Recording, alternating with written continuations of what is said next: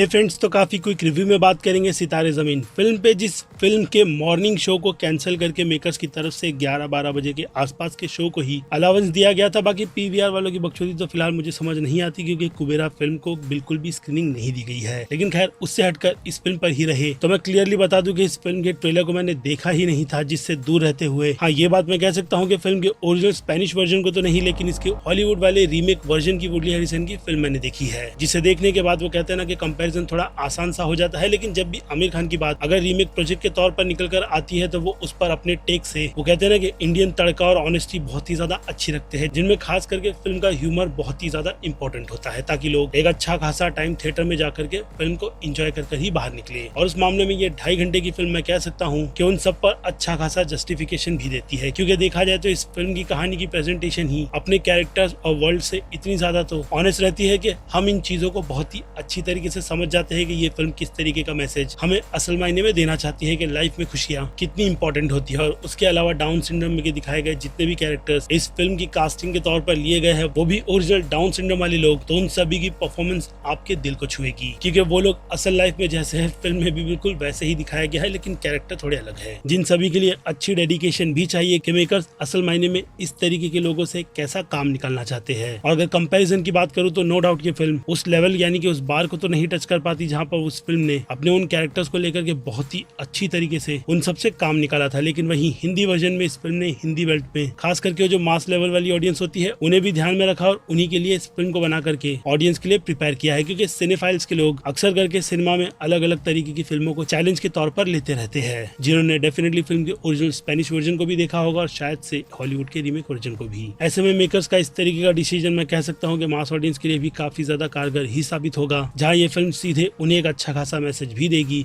और ये बताएगी कि ये बच्चे स्पेशल असल मायने में है तो है क्यों। बाकी इसके अलावा फिल्म का पूरा ह्यूमर भी अपने 2.5 घंटे के पेस के साथ साथ कहीं ना कहीं जस्टिफाई करता है, लेकिन बीच बीच में कुछ चीजें बिल्कुल भी सर पैर नहीं बना पा रही थी, खास करके जेनेलिया डिसूजा, जिन्हें काफी टाइम बाद बड़ी स्क्रीन पर देख करके अच्छा लगा, लेकिन उनके लिए कुछ अच्छा फिल्म में लिख देते, जो कि यहाँ तो डेफिनेटली बहुत ही ज्यादा बुरा लिखा गया है, क्योंकि ओरिजिनल फिल्म में चीजें थोड़ी अलग थी। यहाँ पर इसे अगर उस मामले में दिखाते तो बोलते ज्यादा वो बन रहा है, ऐसा कुछ हो रहा है। जी हाँ, सिचुएशन बिल्कुल वही हो जाती, इसलिए उसे इग्नोर करके उनके कैरेक्टर को कहीं ना कहीं मेरी नजर में बर्बाद कर दिया गया। बाकी हर्ष गोविंद नाम का जो कैरेक्टर था, उस कैरेक्टर से मैं चाहता था कि उसकी बैक स्टोरी बहुत ही ज्यादा तगड़ी बनाई जाए, लेकिन अनफॉर्चुनेट उस पर भी ज्यादा फोकस ना डालते हुए उस कैरेक्टर की बैक स्टोरी को मेरे लिए तो वेस्ट कर दिया गया, जिसे देख करके मैं डिसअपॉइंट नहीं हुआ। लेकिन मैं चाहता था कि ये फिल्म अपने उन कैरेक्टर्स को थोड़ा और अच्छे से एक्सप्लोर करते हुए उनकी कहानी में भी थोड़ी ज्यादा डेप्थ डाले, जो कि ये फिल्म शुरुआत में सभी कैरेक्टर्स को इंट्रोडक्शन के तौर पर अच्छी तरीके से इंट्रोड्यूस करवाते हुए बाकी क्या कहते हैं फिल्म के सारे भार को डिवाइड कर देती है, जिन सब के लिए तो फिल्म में टैलेंटेड एक्टर भरे पड़े थे ही, जिन्होंने इस पूरी फिल्म को बहुत ही अच्छी तरीके से कैरी आउट करते हुए ऑडियंस के लिए एक अच्छा कंटेंट प्रोवाइड किया है, जिसे डेफिनेटली आप अपनी पूरी फैमिली के साथ आंख बंद कर जाकर थिएटर में देख सकते हो, जिसे पता नहीं सेंसर बोर्ड में भाई वो कौन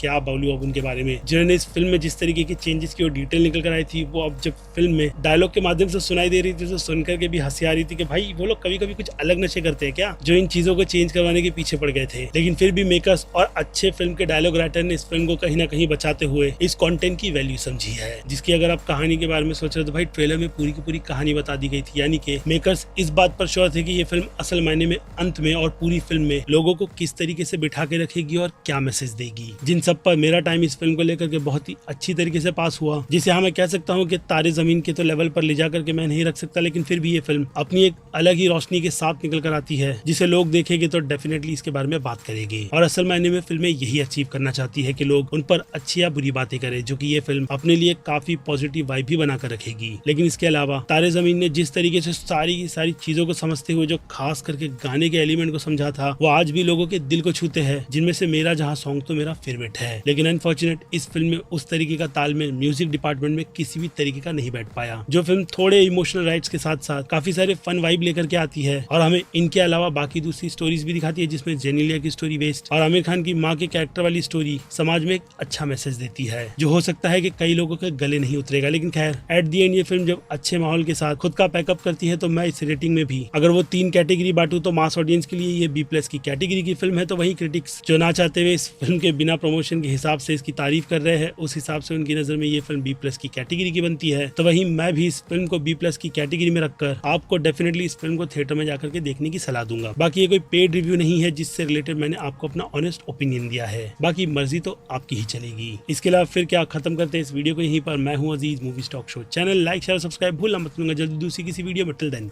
बाय।